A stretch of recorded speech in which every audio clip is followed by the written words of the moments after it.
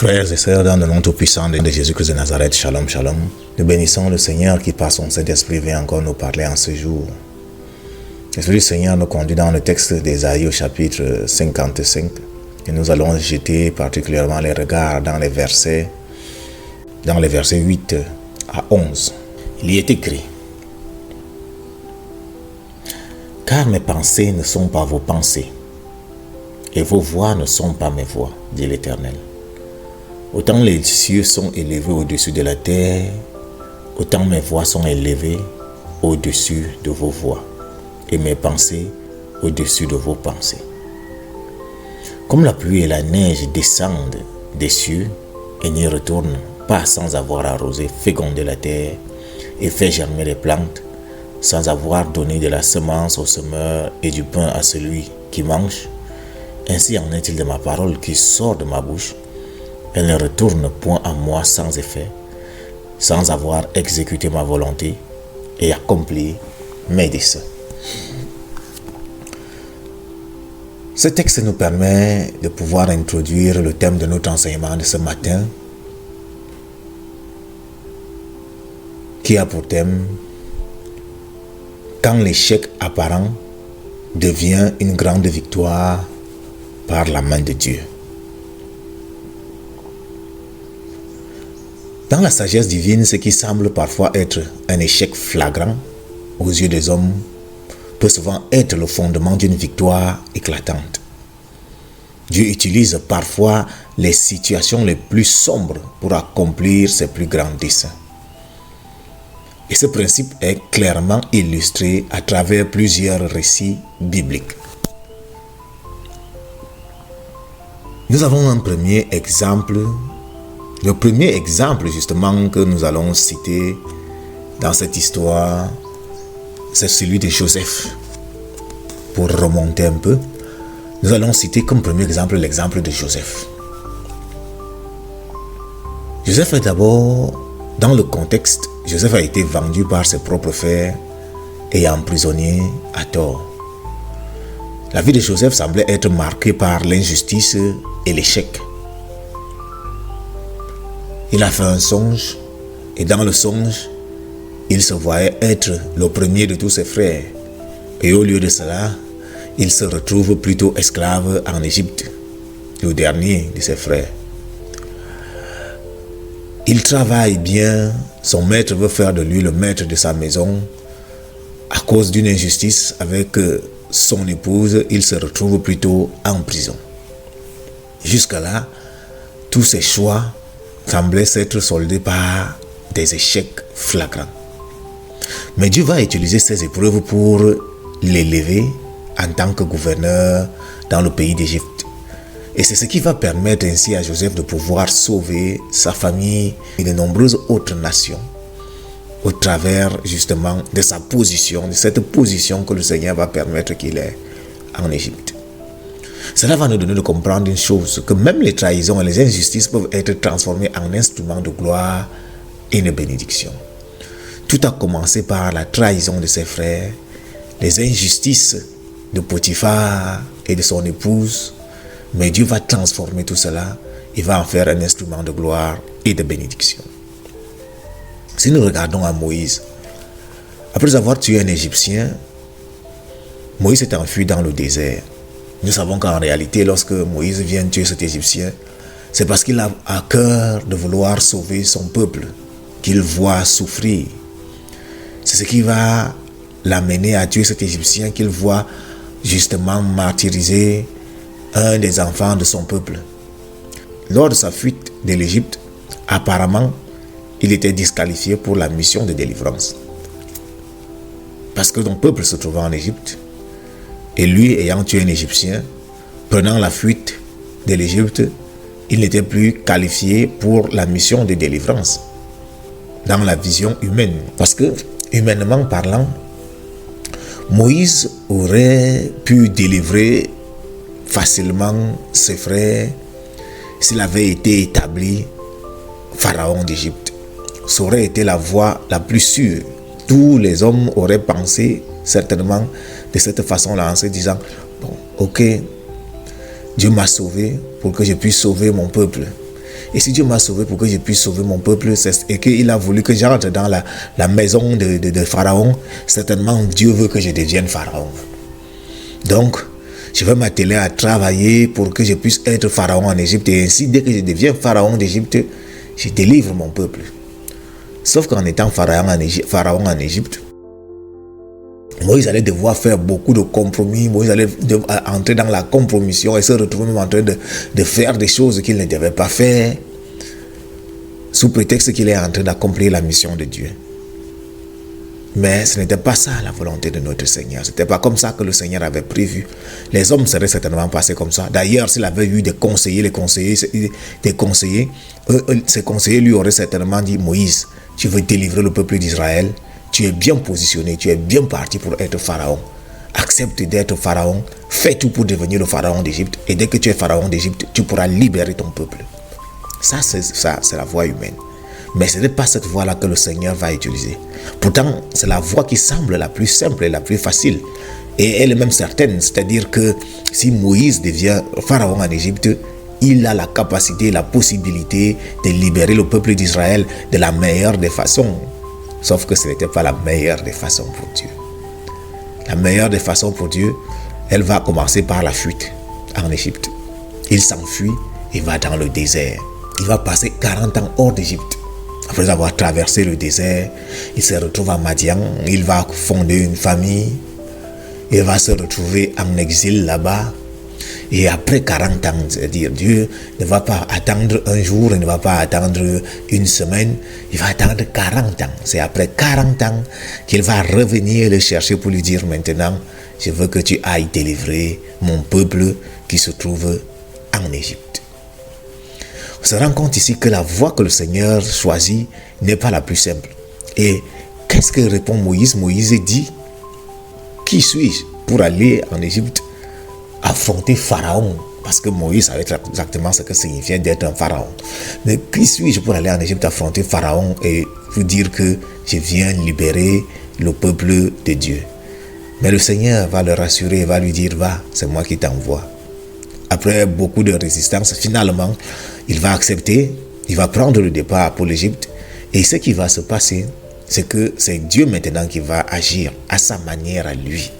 Dieu va d'abord avertir Moïse en lui disant que va, mais je vais endurcir le cœur de Pharaon. Et c'est là justement qu'on entre encore dans une autre façon, une autre vision de justement les voies de Dieu ne sont pas nos voies.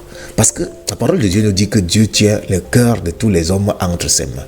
Ça veut dire qu'en réalité, il est capable de faire pencher le cœur de Pharaon en une fraction de seconde. Il est capable de faire que, au premier coup, c'est-à-dire à la première demande de Moïse, Pharaon libère son peuple.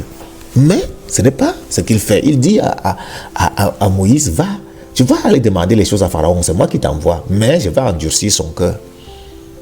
Et c'est ce qu'il va faire. Le cœur de Pharaon va s'endurcir jusqu'à ce que tous les miracles que Dieu a préparés d'avance se produisent en Égypte et qu'au final, comme lui-même dit, à bras levés, il fasse sortir son peuple d'Égypte. Bras levés, ce qui signifie grande victoire. Oui, dans une grande victoire, une victoire éclatante, orchestrée par la main du Seigneur. C'est par cette victoire-là que le peuple sort de l'Égypte. Nous avons un autre cas dans la Bible, c'est le cas de David. C'est-à-dire, on tourne au travers des exemples bibliques, mais jamais on ne s'éloigne véritablement de David, parce que comme la parole de Dieu nous le dit, c'est vraiment l'homme selon le cœur de Dieu. Et il est un modèle dans tous les domaines.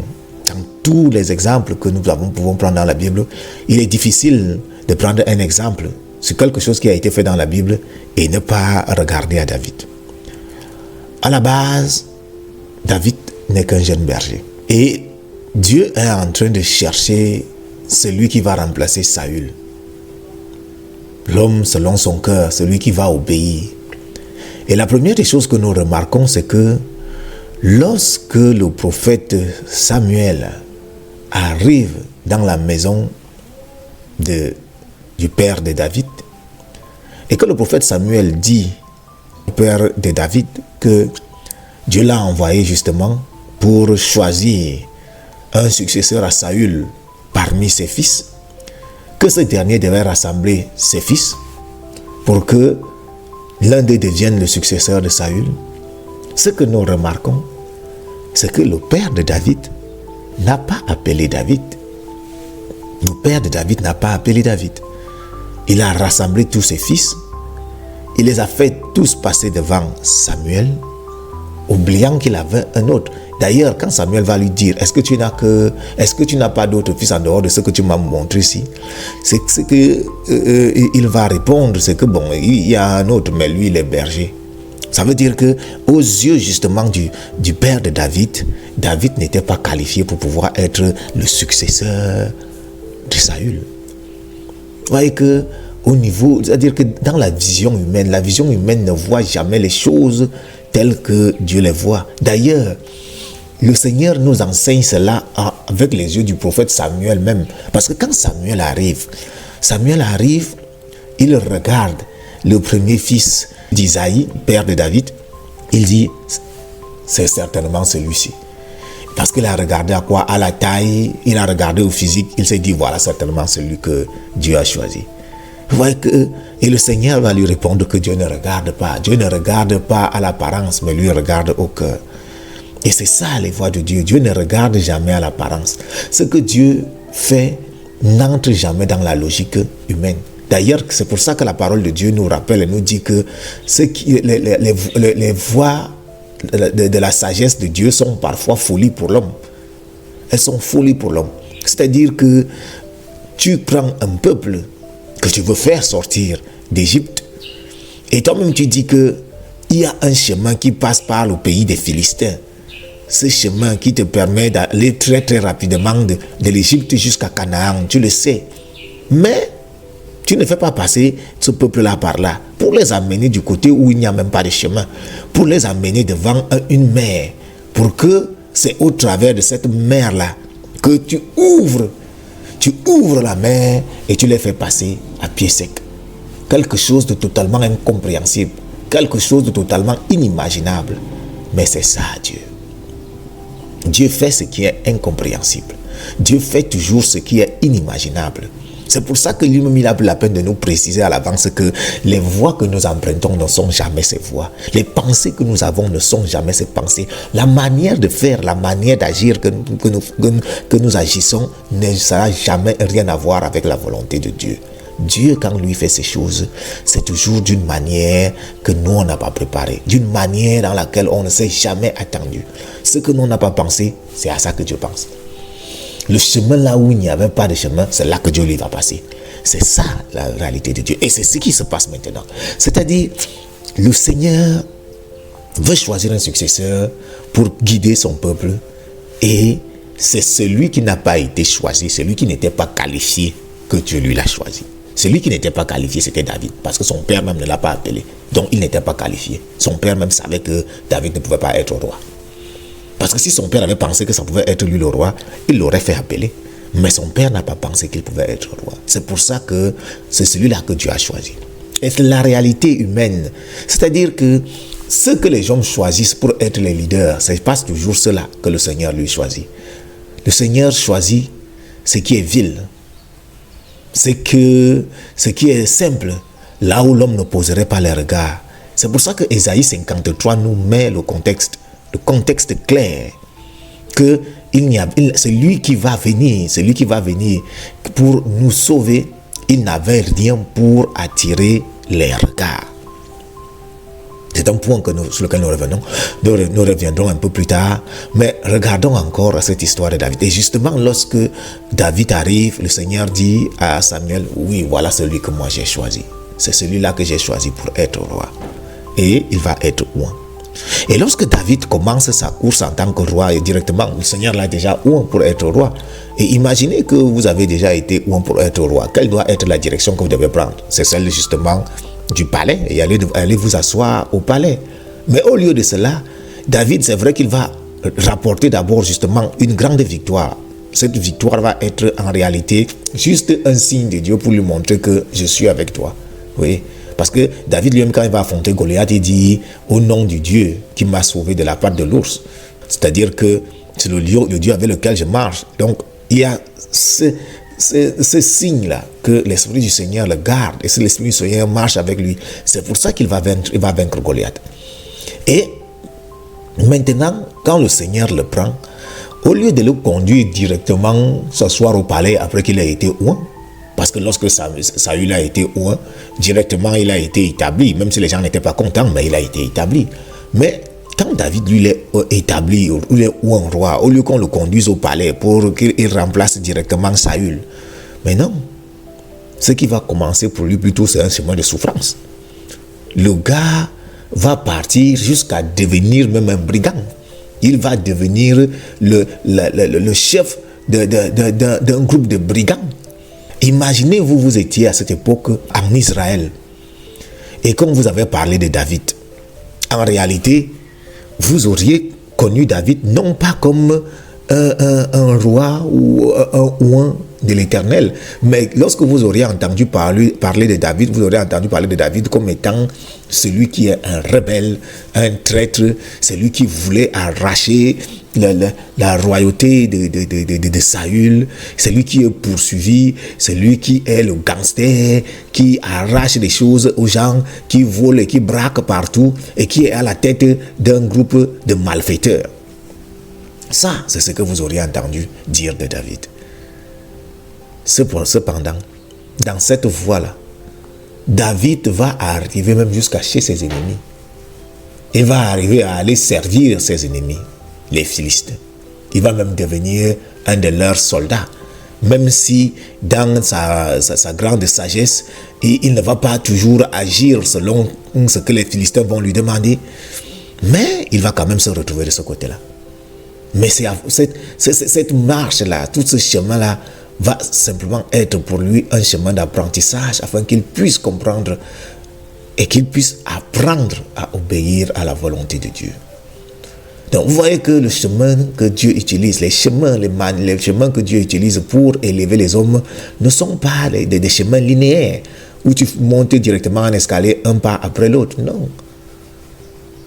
C'est-à-dire, quand Dieu lui commence à t'élever, aux yeux des hommes, parfois ça ressemble plutôt à une chute. C'est-à-dire que les hommes apparemment te voient en train de chuter, tandis qu'en fait Dieu lui est en train de t'élever. Pour arriver à l'exemple le plus marquant de cette réalité-là, là où même en réalité l'échec apparent devient une grande victoire, c'est l'exemple de notre Seigneur. Et je voudrais que nous commencions par lire le texte d'Ésaïe au chapitre 53. Ésaïe chapitre 53, pour savoir déjà d'abord ce que la Bible annonce, ce que la Bible dit même déjà d'abord sur notre Seigneur lui-même. Voici ce que la Bible dit. Qui a cru à ce qui nous était annoncé et qui a reconnu le bras de l'Éternel? C'est-à-dire que la Bible commence à annoncer là qu'il y a très peu de personnes qui ont cru à ce qui a été annoncé et que très peu de personnes vont reconnaître le bras de l'Éternel. On dit, il s'est levé devant lui comme une faible plante, comme un rejeton qui sort d'une terre desséchée. Il n'avait ni beauté, il n'était pas beau, ni éclat pour attirer nos regards. Non, il n'avait pas d'éclat, il n'était pas habillé de plus beaux vêtements, il ne roulait pas dans les voitures de luxe, il n'avait pas de jet privé et son aspect n'avait rien pour plaire. Ça veut dire qu'en réalité, quand tu le regardais au premier coup d'œil, il ne te plaisait pas. Parce qu'il y a des personnes comme ça, vous les regardez du premier coup d'œil, ils vous plaisent. Et d'autres, du premier coup d'œil, vous les regardez et ils ne vous plaisent pas du tout. Et la parole de Dieu nous dit que Jésus était comme ça. Au premier coup d'œil, quand tu le regardes, il ne te plaît pas. On dit qu'il était méprisé et abandonné des hommes. C'était un homme de douleur et habitué à la souffrance. Quelle description, quelle image. Et là, on est en train de parler du Fils de Dieu. On dit semblable à celui dont on détourne le visage. Ça veut dire que quand tu passais à côté de Jésus, au premier coup d'œil, tu n'avais même pas l'intention de le regarder puisqu'il ne ressemblait pas à quelqu'un. Il ne ressemblait pas à quelque chose qui pouvait attirer ton regard. Ça veut dire celui dont on détourne le visage. On dit, nous l'avons dédaigné et nous n'avons fait de lui aucun cas. Nous avons fait de lui aucun cas. Ça veut dire que personne n'avait du respect pour lui. Personne à la base ne le respectait. Cependant, selon ce qui est écrit, cependant, ce sont nos souffrances qu'il a portées C'est de nos douleurs qu'il s'est chargé et nous l'avons considéré comme puni, frappé de Dieu et humilié. Donc, ce que le Seigneur est en train de nous dire là, c'est que pendant que Jésus-Christ, lui, était en train de souffrir pour nos souffrances, qu'il était en train de se charger de nos péchés, qu'il était en train de travailler pour nous sauver, nous, on a considéré que c'est parce que lui, il était un malfaiteur, il était le plus méchant de nous tous. C'est pour ça que Dieu était en train de le punir. Donc, nous avons compris qu'en réalité, lui, il était puni parce que nous autres, nous, on était bons et lui, il était mauvais. On a compris à l'envers. Les voies de Dieu ne sont pas nos voies. Donc Dieu nous enseigne là qu'en réalité, pendant que lui est en train de faire l'œuvre de la rédemption, les hommes sont en train de regarder et ils voient le contraire. De la même façon, parfois Dieu utilise les serviteurs, pendant que Dieu est en train d'utiliser un serviteur justement pour accomplir son œuvre au travers de ce serviteur, ce que les gens eux voient, c'est l'échec. Ils voient que celui-ci, il dit qu'il est serviteur de Dieu, mais quand on regarde sa vie, on ne voit rien de marquant, on ne voit rien de palpable, on ne voit rien de grand. Il n'y a même rien qui nous donne d'être attiré par cette personne. Mais en réalité, cette description qu'on vient d'avoir du Seigneur Jésus-Christ, c'est exactement ça. C'est-à-dire que les serviteurs de Dieu à la base n'ont vraiment rien de marquant. Il n'y a pas quelque chose qui frappe au premier coup d'œil. Il n'y a pas quelque chose qui vous attire au premier coup d'œil. Il n'y a pas quelque chose qui vous amène à croire, à savoir au premier coup d'œil que non, voici vraiment celui que le Seigneur a choisi. Non, il n'y a rien de tout ça. Le Seigneur lui-même, il a dit que mais si vous voulez être comme moi, portez votre croix et suivez-moi. Ça veut dire que et nous en tant que chrétiens, on dit quoi? On dit qu'on est semblable à Jésus-Christ. Mais si on est semblable à Jésus-Christ, on devrait regarder tous la direction et la description de Jésus-Christ dans Ésaïe au chapitre 53. Et maintenant, pour en venir au fait, Jésus-Christ, notre Père, justement, qui est venu sur terre, arrive après tout cela, c'est-à-dire que malgré tout ce qu'il a fait, il se retrouve comme un criminel à la croix. Aux yeux des spectateurs, la crucifixion de Jésus ressemblait à une défaite totale. Ça ressemblait à une défaite totale. D'ailleurs, on a des livres où des gens ont écrit que on se pose la question de savoir comment des gens disent que Jésus-Christ était le sauveur si en réalité lui il est mort à la croix. Donc les gens ne comprennent pas. La preuve en est que les Juifs aujourd'hui ne comprennent toujours pas. Parce que à l'époque, les Juifs justement qui attendaient le Messie, eux ils savaient que le Messie devait venir les libérer de la tyrannie romaine. Et que quand le Christ allait arriver, ils allaient être libérés de la tyrannie. Mais au lieu de ça, il les a laissés dans la tyrannie. La preuve en est que aujourd'hui, quand vous regardez encore le film de la Passion, vous ne voyez en aucun moment Jésus-Christ se lever contre les Romains. Cependant, lui, il a même dit plutôt aux gens que non, il faut payer l'impôt.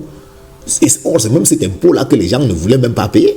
Mais Jésus-Christ leur dit, il faut payer l'impôt à César. Mais si tu nous demandes de payer l'impôt à César, en quoi est-ce que tu es donc notre Messie? C'est que les gars ne comprenaient pas la volonté de Dieu.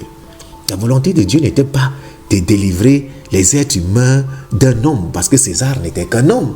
Mais la volonté de Dieu était de délivrer les êtres humains de la tyrannie de l'adversaire, de la tyrannie du méchant, de la tyrannie de Satan, qui n'était pas un homme, mais qui est un esprit accompagné d'une multitude d'esprits et qui agissent dans les ténèbres en utilisant des hommes.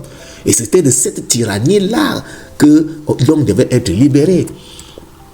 Et c'est ce que Jésus-Christ est venu faire. Il n'est pas venu accomplir un petit dessein qui était celui de délivrer un petit peuple en Israël des mains de César, qui n'était comme un homme qui ne gouvernait pas, bien qu'en réalité, la Rome, en ce moment-là, était le royaume le plus puissant, mais en réalité, la Rome ne couvrait pas toute la terre.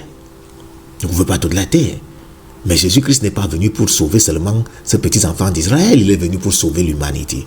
C'est pour ça que le dessein de Dieu ne pouvait pas être compris. Il ne peut pas être compris par les hommes que nous étions.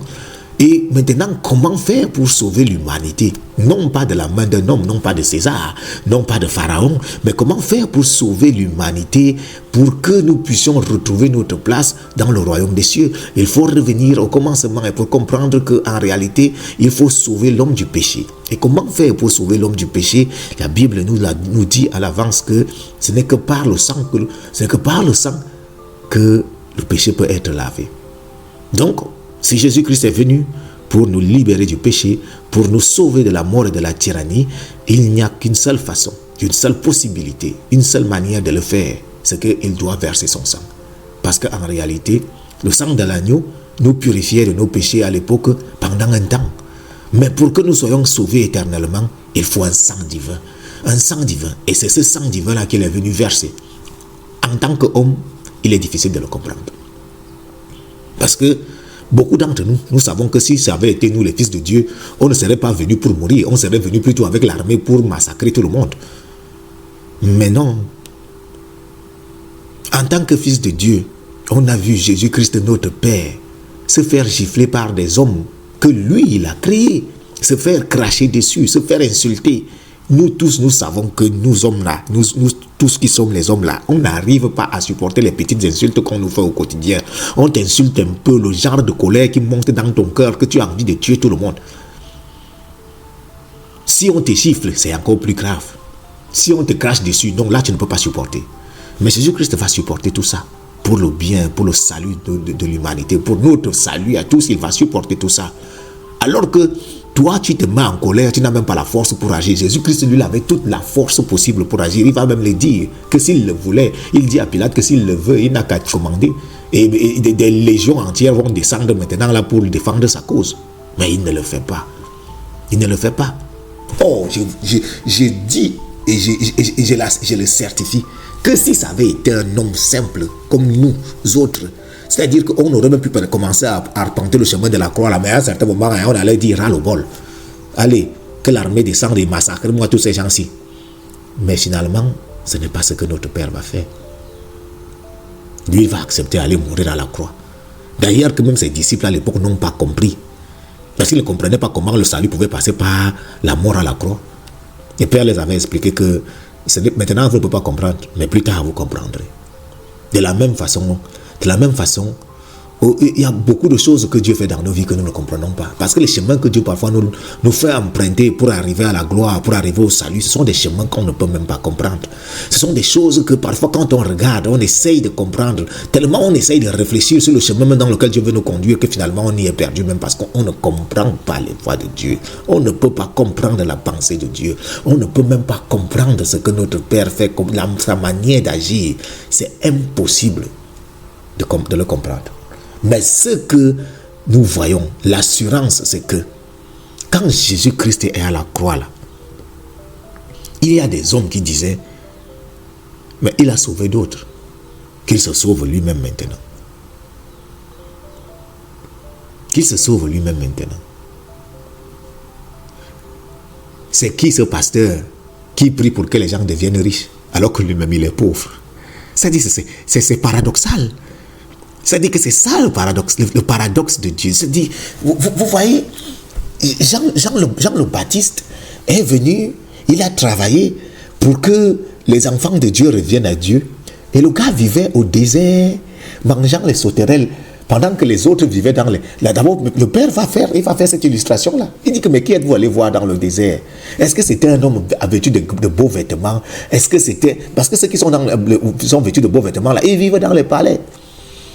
Mais vous êtes allé au désert pour aller regarder un gars qui était vêtu d'une peau de bête et qui mangeait les sauterelles et les criquets, qui mangeait du miel, tandis que les autres se faisaient des festins dans les palais là-bas. Mais Jésus va dire que, mais ce que je vous dis, c'est que de tous ceux qui sont nés de femmes, il n'y a pas plus grand que Jean-Baptiste, dont la grandeur pour Dieu ne se mesurait pas au palais dans lequel tu habites, au jet privé dans lequel tu es en train de voler. Ce n'est pas ça la grandeur de Dieu. La grandeur de Dieu se mesure à autre chose. Et personne ne peut connaître quelle est la mesure avec laquelle Dieu utilise pour mesurer la grandeur d'un homme. Parce que, en réalité, aux yeux des hommes, Jean-Baptiste n'était pas le premier. Il aurait même pu être considéré qu'il était le dernier. D'ailleurs, beaucoup de personnes à son époque pensaient qu'il était fou. Cependant, Dieu disait que celui qui vivait là-bas au désert, qui mangeait les sauterelles et les criquets, qui portait une petite peau de bête là, il était le plus grand de tous les hommes. Avec quelle mesure Dieu mesure, aucun d'entre nous ne connaît. Et de la même façon, il y a des serviteurs de Dieu qui, de nos jours, ils travaillent. Ils sont là, méconnus des hommes, parfois méprisés, Pourtant, c'est alors qu'il est là, il est méprisé, parfois même par les personnes même pour lesquelles il est en train de prier. Il prie pour certains, et ces personnes pour lesquelles il prie, il le méprise. Et cependant, Dieu continue quand même à l'utiliser. Et c'est même là que se trouve la voie de salut. Et beaucoup de personnes, à un certain moment, qui viennent obtenir des faveurs, ne sont même pas sûrs qu'en réalité, c'est les prières de ce monsieur qui font en sorte qu'il obtienne des faveurs, parce qu'ils se disent, bon, si c'est que lui il prie pour moi et que véritablement je commence à prospérer, comment ça fait que lui ne prospère pas? Mais c'est ça la voie de Dieu. C'est ça la voie de Dieu. Dieu marche dans des voies que l'homme ne peut pas comprendre. C'est pour amener le cœur de l'homme à l'humilité. C'est pour amener le cœur de l'homme à la soumission. Pour amener le cœur de l'homme à comprendre que les voies de Dieu ne sont pas les voies des hommes. La voie des hommes veut que si un homme est riche, il peut te conduire dans la richesse parce qu'il est déjà d'abord lui-même riche. Cependant, les voies de Dieu, c'est qu'il prend quelqu'un qui en réalité n'a aucun signe de la richesse sur lui. Il ne porte en rien, mais il porte en lui quelque chose. Comme Paul le disait, nous portons cette puissance-là dans les vases de terre. Il porte en lui une puissance que quand il se met à prier pour toi, ça ouvre le ciel et la bénédiction abondante descend dans ta vie. Cependant, cette bénédiction abondante qui descend dans ta vie là, tu la vois de tes propres yeux, tu vois la manifestation et tu ne vois pas ça dans la vie justement du serviteur lui-même. C'est parce qu'en réalité, Dieu n'a pas estimé qu'il a besoin de ça. Parce qu'en lui, il porte quelque chose de plus grand que toutes les richesses du monde. Et c'est pour ça que Dieu n'a pas estimé qu'il avait besoin de ça. C'est pour ça que les voies du Seigneur sont totalement incompréhensibles, totalement insondables. Totalement. Insondable. Personne ne peut comprendre les voies de notre Père, les pensées de notre Père. Et lorsque Jésus-Christ meurt à la croix, Satan se met à rire, il acclame, il est content. Il s'est dit exactement comme le Père avait raconté la parabole avant, il avait dit, lorsqu'ils ont vu le Fils de Dieu, ils ont dit, tuons-le pour nous emparer de l'héritage. Et ils ont pris le Père, ils ont mis à la croix. Et quand il est mort, ils se sont dit, oh, maintenant nous pouvons nous emparer de l'héritage. Sauf qu'en réalité, c'était là exactement le dessein de Dieu. Parce que dès que le sang a touché le sol, le sang de Jésus-Christ a coulé et que ça a touché le sol, l'œuvre de la purification et de la sanctification de l'humanité a commencé. Et par la mort à la croix, c'est là que tout s'est révélé. Parce que là, l'agneau sacrificiel, le plus grand de tous les agneaux, l'agneau saint, vient de mourir. À partir de là, l'humanité entière est lavée. Satan allait comprendre le dessein de Dieu très tard. Il ne pouvait pas comprendre cela. Nous-mêmes, on allait comprendre le dessein de Dieu très tard. Parce qu'il n'y avait pas de possibilité pour nous de comprendre les voies de Dieu. Mais c'est que c'est par ce sang-là qui devait couler, par la mort de notre Père à la croix, que tout devait s'accomplir. Et au troisième jour, l'œuvre de Dieu s'accomplit. Au troisième jour, Dieu se relève et il va reprendre sa place. Parce que comme Père l'a dit, personne ne peut prendre sa vie. C'est lui-même qui donne sa vie gratuitement. Il la donne volontairement. Personne ne peut prendre la vie de Jésus. Jésus donne sa vie volontairement. Il donne sa vie volontairement et il la reprend quand il veut. 3 jours plus tard, il se relève et il rentre. Quand 40 jours plus tard, il quitte ses disciples, il va s'asseoir sur le trône de gloire. L'œuvre de la rédemption a été accomplie. Le plan parfait de Dieu.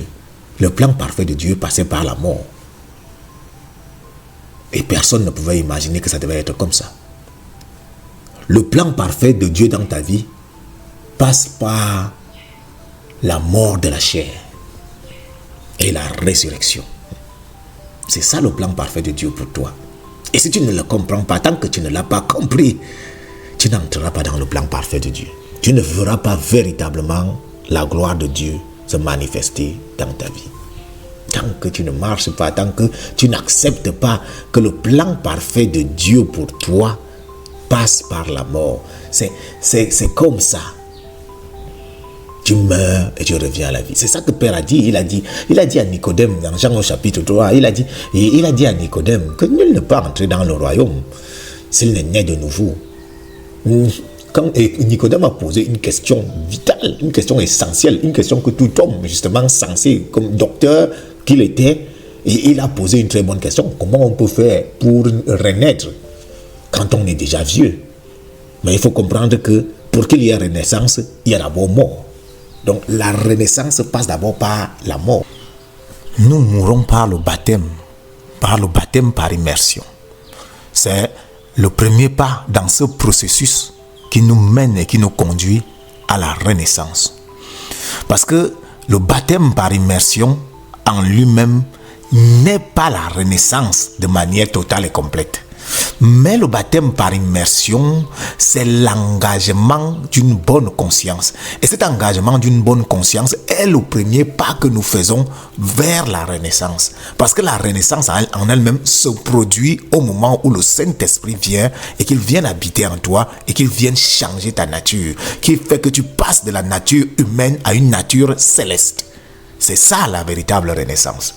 Donc, parfois nous nous trompons en pensant que juste parce qu'on a pris le baptême, on est né de nouveau. Non, avoir pris le baptême, c'est bien. C'est un commencement. C'est le commencement du processus. C'est même par là que ça commence. Mais la renaissance en elle-même se produit au moment où tu reçois le Saint-Esprit. Cependant, tu peux prendre le baptême, entrer dans les eaux, tu ressors de là. Le pasteur prie même pour que tu reçoives le Saint-Esprit, mais le Saint-Esprit ne vient pas. Parce qu'en réalité, cela ne se commente pas. Et c'est pour ça que Père a dit, dans le livre de Jean au chapitre 1, il est dit que ce n'est pas par la volonté d'un homme. Le pasteur peut avoir toute la volonté de te faire naître de nouveau. Quand tu entres dans les eaux, tu ressors, il prie pour toi, il implore, il dit que non, vraiment, que Saint-Esprit vient, mais le Saint-Esprit ne vient pas. C'est écrit dans Jean au chapitre 1, versets 12 et 13. On voit ça. On dit bien que c'est par la volonté de Dieu. Ça veut dire que ce n'est pas parce que tu es entré volontairement dans les eaux du baptême et que le pasteur a prié pour toi avec ferveur que ça signifie que tu es né de nouveau. Donc la nouvelle naissance arrive uniquement quand le Saint-Esprit vient renouveler ton être et qu'il vient habiter en toi. Et parfois, cela prend du temps. Il peut s'écouler un bon bout de temps entre le moment où tu es entré dans les eaux et le moment où la renaissance effective se produit en toi. Mais cela ne doit pas te décourager. Cela ne doit pas te décourager. Cela doit plutôt te conforter dans l'idée que c'est la marche à suivre. C'est ça. C'est ça. Dieu pourrait nous élever d'un trait. Mais si on ne passe pas par la mort et la résurrection, on ne peut pas comprendre ce qu'est l'œuvre de Dieu. Et on n'a pas le droit de pouvoir entrer dans le royaume. Et au final, comme la parole de Dieu le dit, à quoi te sert-il de gagner ce monde si au final tu perds ton âme? Ce qui est idéal, c'est que tu puisses avoir des choses dans ce monde tout en ayant la certitude que tu as ta place au royaume des cieux. Et ce chemin-là, pour que tu puisses avoir la certitude des deux, il faut que tu suives le chemin de la rédemption. Et maintenant, je te dis donc ce matin qu'il y a des choses, des moments par lesquels tu es passé. Il y a des choses que tu as faites dans ta vie où tu t'es dit non, là j'ai lamentablement échoué. Là, j'ai lamentablement échoué. Ou même les hommes se sont dit là, c'est un échec terrible, un échec total. Je te dis ce matin que Jésus-Christ est venu justement pour transformer les échecs en moments de victoire. Maintenant, regarde bien et regarde bien à ce que toi-même tu as considéré comme étant un échec. Regarde quelle est la leçon à tirer. Et quand tu auras compris quelle est la leçon à tirer, tu vas te rendre compte qu'au final, ce n'était pas un échec parce que Dieu n'échoue pas. Parce que quand nous disons souvent que Dieu n'échoue pas, on ne sait même pas pourquoi on dit que Dieu n'échoue pas. Parce que parfois, on dit Dieu n'échoue jamais, Dieu n'échoue jamais. Mais cependant, on a l'impression qu'on échoue dans certaines choses. Pourtant, on n'échoue pas en réalité. Si Dieu n'échoue pas, ça veut dire que tout ce qu'on fait concourt à notre bien, tel qu'on le dit. Tout ce qu'on fait concourt à notre bien. Ça veut dire qu'il n'y a aucun échec là-dedans. Même donc ce qui paraît même être un échec n'est pas un échec. Pourquoi? Parce que cela concourt à notre bien, au perfectionnement des saints que nous sommes. Alors s'il y a quelque chose qui justement dans ta vie te paraissait être un échec flagrant, regarde encore bien. Regarde encore bien. Parce que si c'est Dieu qui t'a conduit, alors il n'y a pas d'échec avec Dieu. Si c'est Dieu qui t'a conduit, il n'y a pas d'échec avec Dieu. Regarde bien, tu vas voir qu'il y a certainement une leçon que tu as tirée, quelque chose que tu devais tirer justement de ce qui paraissait être un échec et qui aujourd'hui te conduit dans la victoire. Te conduit dans la victoire. L'Esprit du Seigneur te dit que Dieu n'échoue jamais. Et ce qui paraît pour les hommes être des échecs flagrants, est en fait de grandes victoires pour Dieu. Parce que avec Dieu, il n'y a que de la réussite. Il n'y a que le succès. Il n'y a pas d'échec. Dieu ne connaît pas le mot échec. Donc, il y a des moments où dans l'apparence, tu peux penser que tu as échoué en quelque chose. Ou alors on t'a confié une mission. Et tu te dis peut-être que non, j'ai échoué dans la mission. En réalité, tu ne peux pas échouer dans la mission. Une mission que Dieu te confie, tu ne peux pas échouer dans cette mission-là. Parce que c'est Dieu qui te l'a confié. Et quand Dieu te confie une mission, lui-même marche avec toi. Et il n'y a pas d'échec dans la mission de Dieu. Parce que Dieu ne connaît pas l'échec. Dieu marche dans la victoire. Il est la victoire. Par conséquent, ce que les gens considèrent comme un échec, si tu regardes bien, il y a une grande victoire. Et cette victoire-là n'est visible que par ceux qui ont reçu l'Esprit de Dieu. Nous bénissons le Seigneur qui nous a enseigné en ce jour et qui nous donne de comprendre que l'échec n'est pas le partage des enfants de Dieu. Que même quand on a l'impression que c'est l'échec, en fait c'est une victoire. Il faut simplement être bien positionné. Tout dépend de l'angle et de l'angle dans lequel nous sommes en train d'observer. Béni soit le nom du Seigneur Jésus. Béni soit le nom de notre Père, qui œuvre chaque jour pour nous conduire de victoire en victoire, de succès en succès, de réussite en réussite. Et que son nom soit éternellement béni. Que le Seigneur Jésus-Christ vous bénisse dans son grand amour. Amen.